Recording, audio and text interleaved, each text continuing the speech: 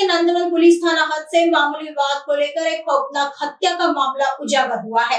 मृतक राजेश ज्ञानेश्वर धनविजय उम्र 30 वर्ष बताया जा रहा है। इस हत्या से परिसर में सनसनी फैल गई। पुलिस से मिली जानकारी के अनुसार मृतक और उसके दो दोस्तों के साथ कुंभार टोली में एक घर में रहते थे। तीनों मजदूरी का काम करते थे और उन्हें शराब की लत थी। घटना की रात भी वे साथ में शराब पी रहे थे। बताया जा रहा है कि कुछ समय पहले मृतक राजेश ने अपने एक दोस्त से 300 रुपए उधार लिए थे। हत्या वाले दिन राजेश के पास कुछ पैसे आए तो उसके दोस्त ने अपने पैसे वापस मांगे, लेकिन राजेश ने पैसे देने से मना कर दिया। इसी बात को लेकर दोनों में झगड़ा हो गया। उसके बाद राजेश नशे में सो गया था। तभी उसके दोस्तों ने सीमेंट का ब्लॉक उसके सिर पर मार दिया और जिससे उसके मौके पर ही मौत हो गई। पुलिस को घटना की सूचना मिलते ही पुलिस ने तुरंत घटनास्थल पर जाकर जांच शुरू कर दी।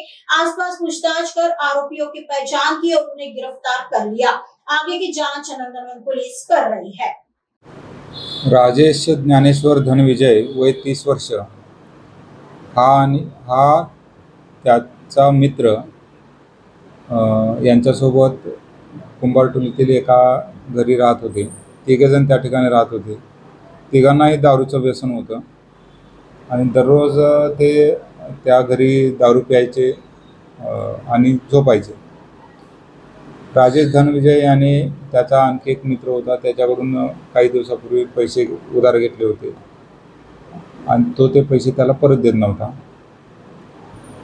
ज्या दिवशी मर्डर झाला त्या दिवशी त्याच्याकडे पैसे आले होते, 300 रुपये पैसे आले होते आणि ते त्याने परत मागितल्यानंतर देखील त्याने न दिल्याने तो झोपेत असताना सिमेंटचा ब्लॉक त्याच्या डोक्यात टाकून त्याचा खून केलेला आहे। सदरची माहिती मिळताच घटनास्थळी पोलीस पथक दाखल झाले। तपास पथकाने घटनास्थळाचा आणि आजूबाजूला चौकशी करून त्याचा आढावा घेतला आणि संशयित आरोपींना यामध्ये अटक करण्यात आलेली आहे।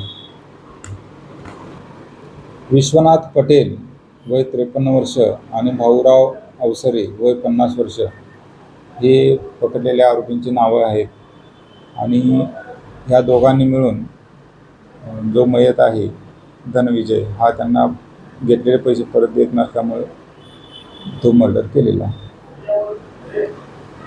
तिघेही मोलमजुरीचे काम करतात, एकाच ठिकाणी राहतात। भाऊराव अवसरे यांचं ते घर आहे आणि जे मोलमजुरीतून पैसे मिळतात त्यातच त्यांचा उदरनिर्वाह चालवतात।